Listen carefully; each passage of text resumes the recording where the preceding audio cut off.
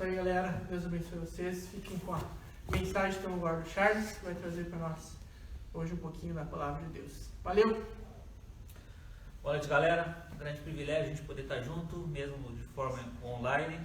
Sejam todos muito bem-vindos. Aqueles que também ainda vão nos assistir, vai ficar gravado nos stories do Instagram dos jovens. E nesta noite temos uma mensagem especial chamada Luta Interior. Muito bonita a canção que o Harold escolheu, tem tudo a ver com ela sim. E nessa noite nós queremos olhar para a palavra de Deus e tentar entender um pouco o que acontece dentro do cristão quando ele decide ter uma vida com o Senhor Deus, uma vida piedosa, uma vida de seguir o Senhor Jesus nesse mundo, e como que acontece essa batalha entre o espírito e a velha natureza humana dentro do cristão. Mas eu queria dar continuidade orando primeiramente com todos. Oremos. Senhor Deus e Pai, que grande privilégio podermos estar nesse grupo de jovens nessa noite, olhando para a Tua Palavra, Te adorando, entoando canções que exaltam o Teu nome. Por isso nós clamamos a Ti. Nos guia, nos orienta, traz consolo, conforto e principalmente traz crescimento por meio da Tua Palavra. Possamos entender a luta interior como algo em que a vitória é garantida em Cristo. Em Ti confiamos e a Ti consagramos esse culto em nome de Jesus. Amém. O título da mensagem também poderia ser Batalha Espiritual, mas eu escolhi Luta Interior porque traz a ideia de ser algo mesmo do coração, do interior, né? Batalha Espiritual dá aquela ideia mais externa de algo do bem contra o mal, essa luta mais gigantesca, né? E Luta Interior traz a coisa mais para perto, né?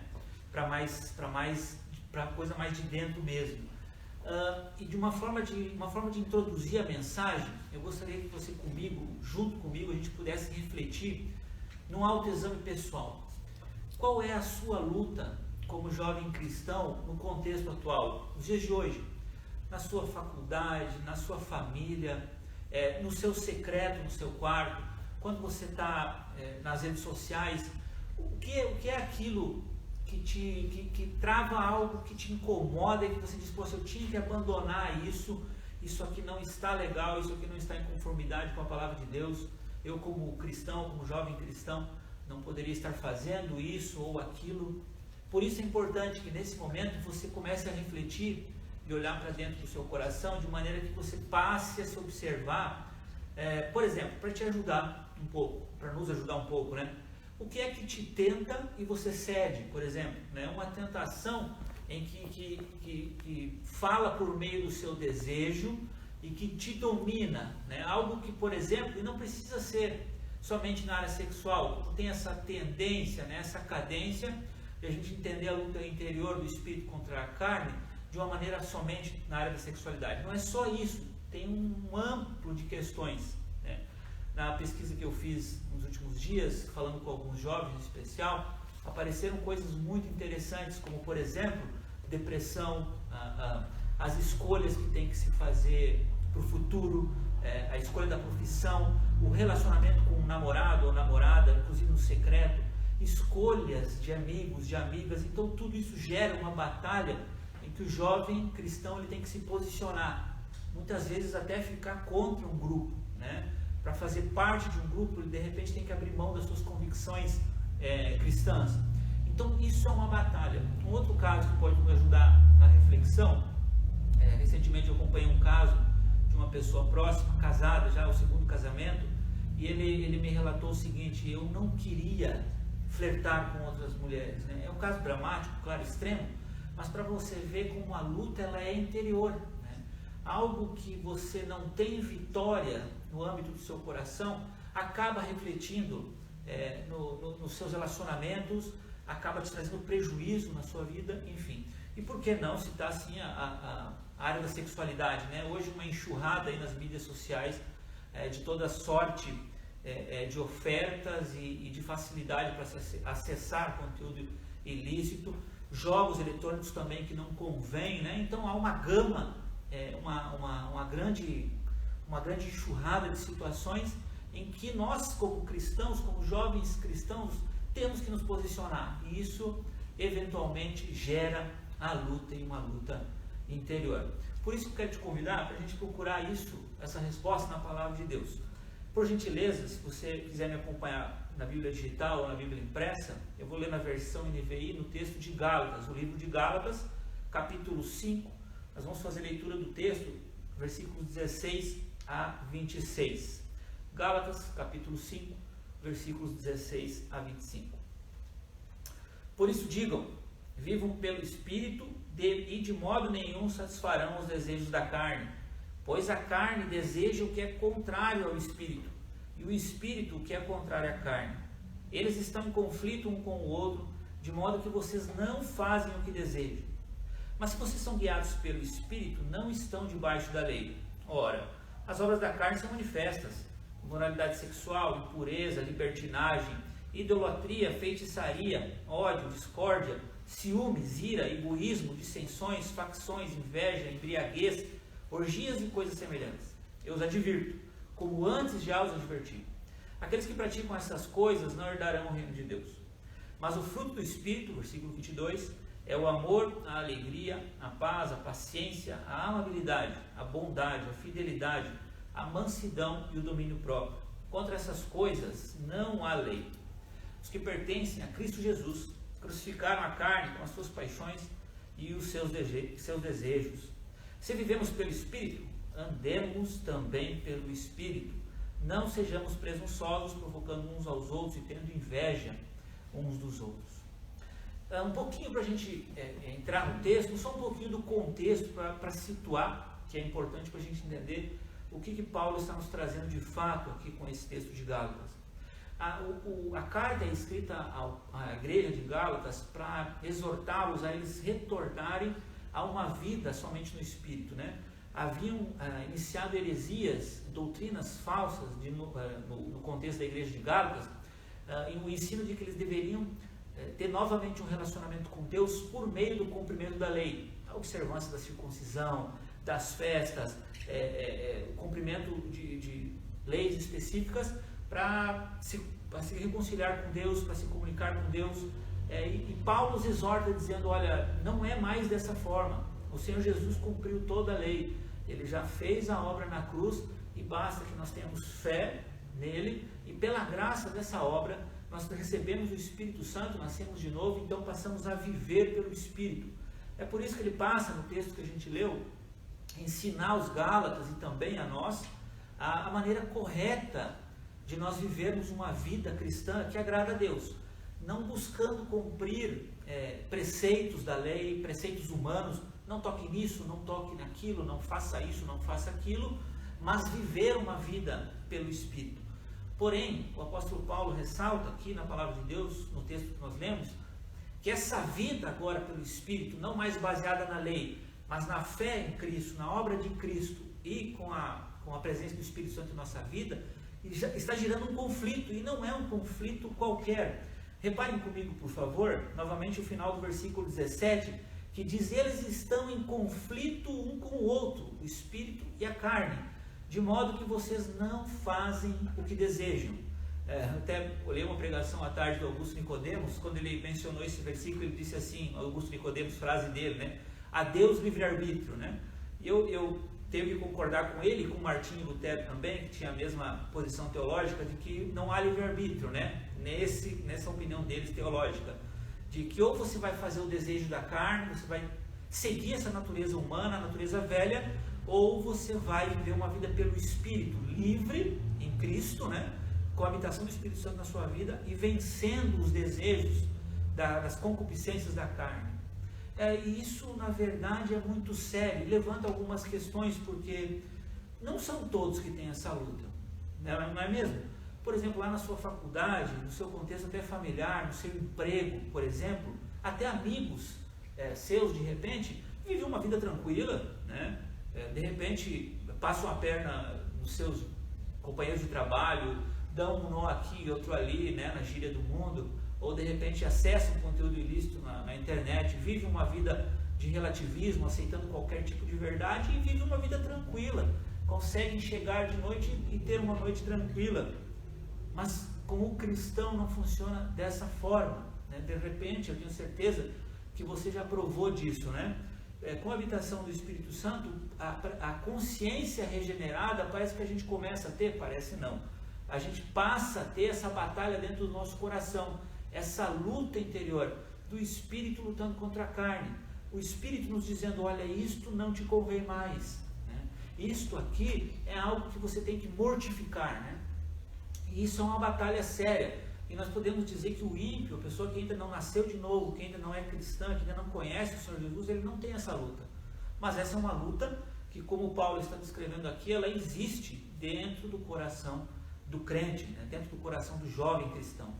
Então ela é algo sério e traz uma seriedade maior. Quando a gente olha para o contexto bíblico em geral, o pecado ele é algo sério, sim, né? Como você pode reparar comigo no final do versículo 21, Paulo diz, ele adverte, e ele fala que já havia advertido os Gálatas, ele diz assim, olha, aqueles que praticam essas coisas, né, as obras da carne, não herdarão o reino de Deus. E aqui a gente tem que puxar, até antes eu comentei com alguns dos meus irmãos aqui, eu comentei como é difícil a gente aplicar isso muitas vezes no nosso dia a dia. Parece que essas coisas são distantes, né? E Paulo acaba nos ajudando, no começo do versículo 19, a entendermos o que são obras da carne, o que é isso que se opõe ao Espírito no nosso coração.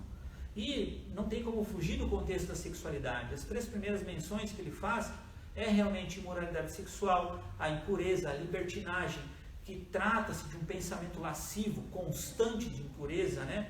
Na área sexual também refere à idolatria e feitiçaria, né? Do contexto religioso, ou seja, ideias que nós poderíamos trazer no contexto de hoje, o secularismo, doutrinas religiosas falsas que mostram outro caminho para Deus fora de Jesus, né, que é o único caminho, a verdade e a vida. E também na área dos relacionamentos, que eu acho que é muito mais fácil de entender. Ele cita ciúmes, ira, egoísmo, que é o cuidado consigo mesmo, né, o que é muito difícil nos dias de hoje, o jovem conseguir deixar um pouco os prazeres de lado para cuidar dos seus irmãos, acompanhar os seus irmãos na vida cristã, apoiar os seus irmãos. Então o pecado ele é uma coisa grave, sim. O próprio Paulo em Romanos 6:23 diz que o salário do pecado é a morte, né? Então nós devemos tratar o pecado como a palavra de Deus trata, como algo sério, como a presença dessa natureza carnal entre nós. E isso é uma realidade. A luta interior, na verdade, ela existe porque nós ainda estamos na presença da velha natureza, nós ainda estamos num corpo humano e ainda existe essa batalha entre o espírito e a velha natureza, a natureza humana, né? E isso começa a trazer alguns perigos, porque mesmo jovens cristãos, eu já ouvi muito disso por aí, por batalharem essa luta, por enfrentarem esse labor de maneira equivocada, acabam desanimando, desistindo diante da forte oposição da carne, acabam trazendo frases do tipo, eu nasci assim, né? Eu sou assim mesmo, meus pais sempre foram assim, e eu sou assim mesmo, né? Ou eu já tentei de tudo, mas não consigo largar isso ou aquilo, é mais forte do que eu, isso me domina, é um desejo muito forte, eu cedo sempre, né? É algo que acaba trazendo essa ideia de que é impossível ter vitória sobre os desejos, sobre a carne, né? Algo que a pessoa se encontra de repente num vício tão avançado de anos em jogos, em pornografia, em tanta coisa que a gente pode citar, já em estado talvez de depressão, ou num grupo de amigos na faculdade que está num contexto totalmente avesso ao cristão, diz, olha, não adianta mais, a minha vida agora é essa, e acaba aceitando. E isso acontece muitas vezes, isso é um alerta também das Escrituras, da maneira errada de lutar essa batalha, né? Na verdade é porque as pessoas, no geral, acabam lutando essa batalha da luta interior de maneira equivocada, na simples vontade, na força humana, que não é suficiente para subjugar o pecado. E a gente não precisa nem olhar para os nossos corações muitas vezes, basta continuar no contexto bíblico para entender a realidade disso. O próprio Paulo enfrentou isso no capítulo 7 de Romanos, ele descreveu muito bem essa situação no versículo 19. Ele diz assim, pois o que faço não é o bem que desejo, mas o mal que não quero fazer, esse eu continuo fazendo. O grande apóstolo Paulo, diante do próprio coração, diante da sua luta interior, abrindo essa ideia, como a gente está tentando descrever aqui, de que, olha, eu quero fazer o bem, eu sei o que é o bem, mas eu não consigo, e o mal que eu não quero fazer, esse eu acabo fazendo. Ou seja, eu sei o que é bom, eu tenho até o desejo de fazer o que é bom, mas afinal de contas eu acabo voltando ao meu pecado, eu acabo praticando aquilo que eu sei que está errado, né? E retornando um pouquinho ao contexto do que Paulo está ensinando aqui sobre luta interior, a palavra de Deus nos deixa claro que cumprir a lei somente, ou seja, no sentido de, olha, eu sei que isso é errado e não posso fazer mais, somente isso não adianta. Nós não precisamos nem ter exemplos no nosso dia a dia, porque talvez você mesmo, eu já passei por isso e passo por hora, no sentido de assim, poxa, eu sei que isso é errado, mas o simples desejo de não querer fazer mais não é suficiente para ter a vitória. E como isso é uma realidade presente? É uma realidade presente nas nossas vidas, foi presente na vida do apóstolo Paulo, por causa da luta interior que existe dentro do nosso coração. E a realidade disso é que isso também traz consequências. Essa luta no braço, essa luta na força, simplesmente, apenas no desejo de querer vencer, de querer subjugar o desejo, ela traz consequências muitas vezes devastadoras. O afastamento de Deus, por exemplo, o fato de a pessoa estar caindo, levantando, derrotando, vence, derrota, vence 10 dias e cai de novo. Esse fato traz um esfriamento consequente, isso é uma coisa óbvia, e a pessoa acaba entendendo, poxa, às vezes até levanta questões equivocadas, né? De perdi minha salvação, ou tantas questões nesse sentido, né? Trazendo dúvidas, o afastamento espiritual, inclusive também o afastamento da igreja como consequência, né? E a presença e o desenvolvimento de hábitos pecaminosos, né? Essa vontade de vencer, ela não é suficiente. O ser humano, a natureza humana, a carne em si, como Paulo está descrevendo, como a Bíblia descreve, ela não tem essa força, né? essa maneira correta de vencer. Mas então como é que a gente faz, né? Como é que a gente vence essa luta interior? Existe vitória para o cristão que agora tem a presença do Espírito Santo, que nasceu de novo, que tem irmãos em Cristo? Como é que a gente faz para vencer isso? Volte um pouquinho comigo no primeiro versículo, no 16, do texto que nós lemos. Reparem que Paulo já inicia dando a dica. Na verdade, ele inicia e termina dando o norte, né? Ele nos diz, por isso digo, vivam pelo Espírito e de modo nenhum satisfarão os desejos da carne. No versículo 24, ele ressalta isso, inclusive dando alguns pormenores, né? Ele diz, os que pertencem a Cristo Jesus crucificaram a carne com as suas paixões e os seus desejos. Se vivemos pelo Espírito, andemos também pelo Espírito. E é interessante que no nosso contexto moderno, né, imediatista, acelerado, a gente continua lendo o texto muitas vezes, ou outros textos, em busca de uma receita, né? Uma receita rápida, né? Algo que nos diga assim, olha, faça assim, faça assado, e você vai conseguir andar no Espírito. Mas nós não temos isso, na verdade. Aqui, de maneira explícita, num texto, nos dizendo, olha, o andar no Espírito é isso, né? Faça isso ou faça assado. Talvez até, como em algumas outras religiões, dando aí um passo a passo, né? Ou outras maneiras de ensino, até mesmo humanistas, dando uma maneira de se ter vitória. A Bíblia, na verdade, nós temos que entendê-la no contexto, né? Então, para nós entendermos a maneira correta de lutar contra a nossa natureza humana e, consequentemente, ter essa vitória pelo Espírito, nós temos que olhar o todo da Bíblia, né? Nós temos que começar a entender como que é o andar no Espírito segundo as Escrituras nos dizem. Afinal, ela é a nossa autoridade de fé e ela é a palavra de Deus. Então é nela que nós vamos encontrar o verdadeiro andar no Espírito, né? E enquanto eu preparava essa mensagem num outro período, eu sempre me pego pensando, poxa, o maior exemplo para nós em qualquer situação sempre foi o Senhor Jesus, não é mesmo?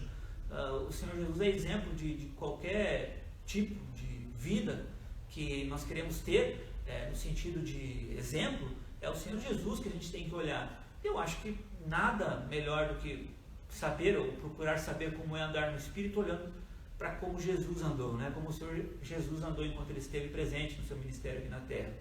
E é interessante algumas coisas, algumas peculiaridades do Senhor Jesus, é que ele muitas vezes fugia, né? Se retirava para orar. Isso era uma verdade. Orar era um hábito do Senhor Jesus e não só um hábito, parecia, nota-se, né, lendo os evangelhos, que era uma necessidade dele. Ele passava a noite orando e depois ele saía escolhendo discípulos, retornava, fugia das multidões e ia orar de novo para ter um direcionamento quanto ao ministério. Enfim, a vida de oração do Senhor Jesus é algo exemplar. Então, uma das maneiras de andarmos no Espírito é termos uma vida de oração. E a vida de oração, irmãos, acho que você deve ter provado isso também, é uma das coisas, para mim, pelo menos, mais difíceis de fazer. Porque muitas vezes a nossa própria natureza, ela não tem o desejo natural de orar, né? De se debruçar diante do Senhor. É algo que muitas vezes a gente até faz meio mecanicamente, eu tenho que orar, então eu vou orar, né? Mas a oração, ela é algo mesmo de relacionamento, voltado para conhecer a vontade de Deus e para andar no Espírito. Então, uma vida de oração, ela é essencial para a vida do Espírito. E anterior a isso, obviamente, é o elemento fé aliado à obediência, né? Nós não podemos ter nada além do Senhor Jesus como meio para nos relacionarmos com Deus.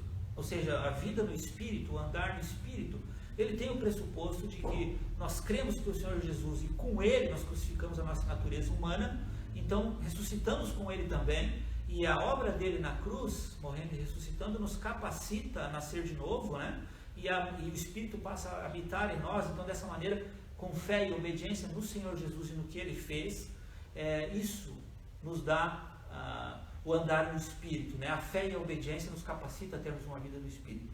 Então, fé, obediência, oração, estudar e praticar a palavra de Deus não foi só o Senhor Jesus que fez. Nós vemos isso de Gênesis a Apocalipse. Os homens de Deus, as pessoas que o Senhor chamou para serem seus discípulos, que o próprio Deus separou como profetas, todos eram guiados pela palavra de Deus. Então, não tem como nós fugirmos dessas coisas. E não é um andar no Espírito, um viver no Espírito de uma maneira religiosa, né?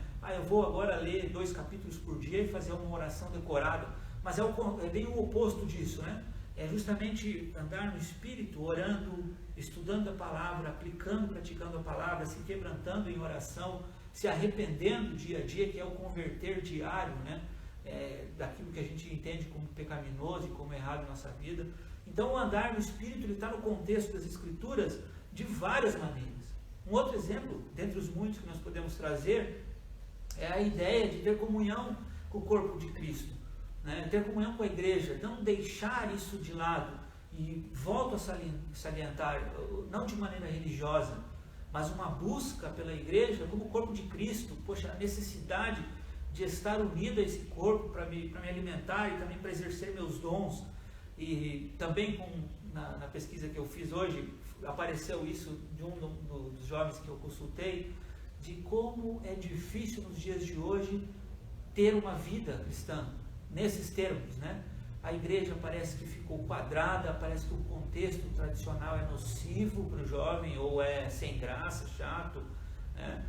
A própria vida devocional é uma coisa que parece tão ultrapassada e tão fora dos padrões que se tem hoje, né? Por exemplo, padrões de mídia, de entretenimento, por exemplo, parece que comparado ao devocional de você sentar e mergulhar nas Escrituras, parece tão monótono, tão, sei lá, a dificuldade que os jovens encontram no dia de hoje com isso e como isso é uma realidade presente.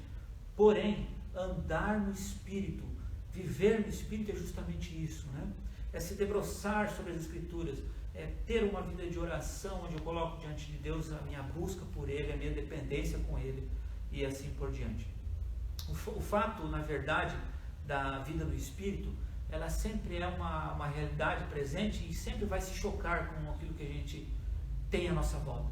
O jovem cristão tem cada vez mais o grande desafio de se posicionar cada vez mais, né, contra uma realidade que o cerca, que é extremamente nociva ao Evangelho. Temos um relativismo muito presente nas faculdades, onde cada um faz a sua verdade, onde a sua verdade pode não ser a minha, né? E isso está em choque com o Evangelho, que apresenta uma verdade que deve ser seguida e por ela nós sermos orientados, né? Então essa é uma realidade. Viver e andar no Espírito é a única maneira de mortificarmos a carne, né? Andando no Espírito, vivendo no Espírito, vamos tendo vitória dia a dia sobre a carne, sobre os desejos da carne. Ressaltando que ele também, Paulo também traz os exemplos de fruto do Espírito, o que isso gera, o que essa vida no Espírito, agora andando com Jesus em fé e obediência, tendo vida de oração, estudando e aplicando as Escrituras, o que isso gera. Repare no versículo 22, o fruto do Espírito é amor, né? E esse amor, parece que ele está em choque também com aquilo que cerca o secularismo hoje em dia, ou o egoísmo presente na juventude de hoje. O amor que aqui Paulo cita como fruto do Espírito, de uma vida no Espírito, é justamente o abrir mão de si mesmo para se importar pelo outro jovem, né? Para ajudar o outro jovem a conhecer Jesus também, a ajudar os outros a terem também uma vida no Espírito, não no sentido de só olhar para dentro, produzindo um fruto da carne, que é o egoísmo, por exemplo, né? Então são coisas contrárias, e esse amor, então, dentro do fruto do Espírito, produz a alegria, a paz, a paciência, né? E aí uma lista, inclusive, próprio domínio próprio, né? Que é a capacidade de eu subjugar os desejos da minha carne, né? Com a prática da vida no Espírito. Então, o grande desafio para o jovem cristão de hoje, sem dúvida, é ele ter uma vida de relacionamento com Deus pautada nas Escrituras. Hoje, uma coisa que muitos jovens estão se tornando adeptos também, aparece muito nas pesquisas que se fazem nos contextos modernos, é a busca por essa paz, e os meios, inclusive um deles é por meio de meditação, por exemplo, né?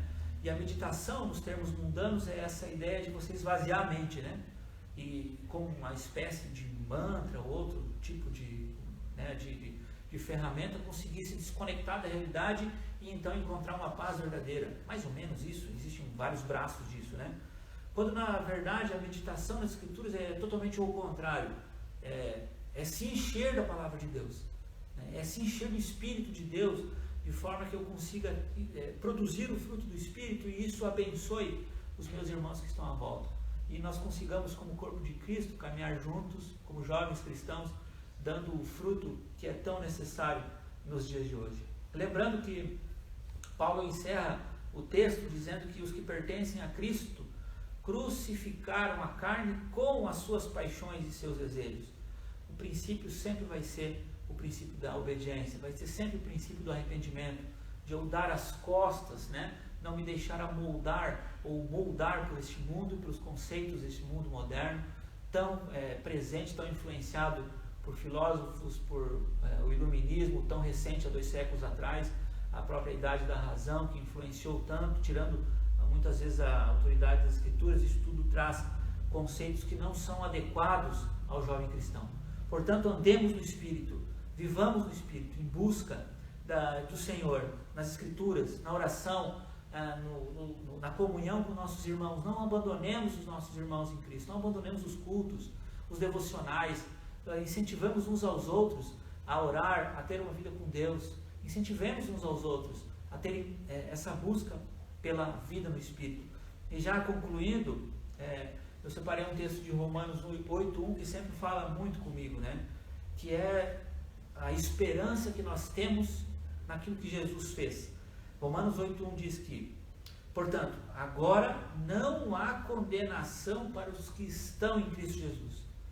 Meu querido irmão, jovem cristão, você que crê em Jesus, você tem a promessa de que você não é mais condenado se você estiver em Cristo Jesus. Você pode abraçar a promessa de que há uma vida eterna te esperando. Isso pode te trazer paz agora.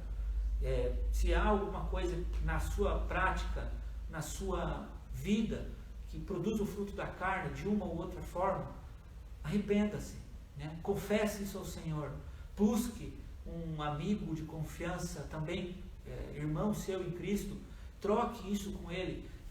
Um cristão, uma vida cristã, ela não é uma vida solitária, ela não é uma vida de uma brasa sozinha, mas é junto com o corpo. Então faça isso, volte-se para o Senhor Jesus. Para você existe a promessa de que não há nenhuma condenação mais, e lembrando que isso vai nos levar à santidade gradual, não é uma coisa instantânea. A luta ela está presente, a luta interior ela é algo presente. Não existe uma promessa de glorificação quando você se converte, mas existe a promessa de uma santificação gradual que acontece num processo de vida no Espírito, de caminhada no Espírito. Que Deus abençoe a todos e que você consiga viver e andar no Espírito, conforme as Escrituras nos ensinam. Gostaria de orar com você, e depois eu passo para os meninos, vai ter alguns avisos, eles acham que vão tocar um louvor também, e vão estar encerrando a live.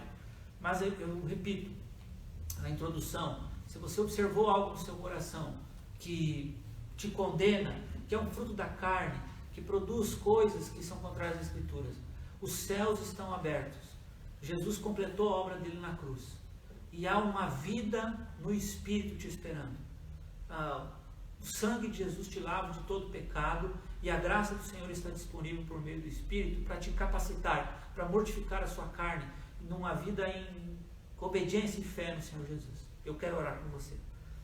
Senhor Deus e Pai, eu te agradeço pela obra de Cristo na cruz, por tu ter amado o mundo de tal maneira que tu enviaste o teu único Filho, para que todo aquele que nele cresce não perecesse, mas tivesse a vida eterna.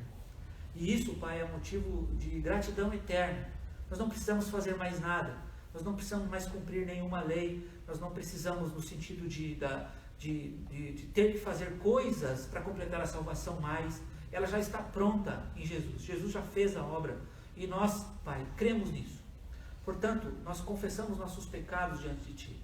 Aquilo que te desagrada, aquilo que produz o fruto da carne, aquilo que está em contrariedade com a Tua palavra. Senhor, tem misericórdia das nossas vidas e nos capacita, pela presença do Espírito em nossa vida, a termos com o Espírito Santo, com a caminhada com o Espírito, com o viver no Espírito, a capacidade de mortificarmos os nossos desejos e termos o domínio próprio sobre eles, o domínio de podermos fazer coisas que te agradam, ter comunhão contigo por meio da oração, do meditar da tua palavra diariamente, da busca real por um relacionamento contigo que gera um fruto e um fruto eterno, e que isso também alcance todos à nossa volta.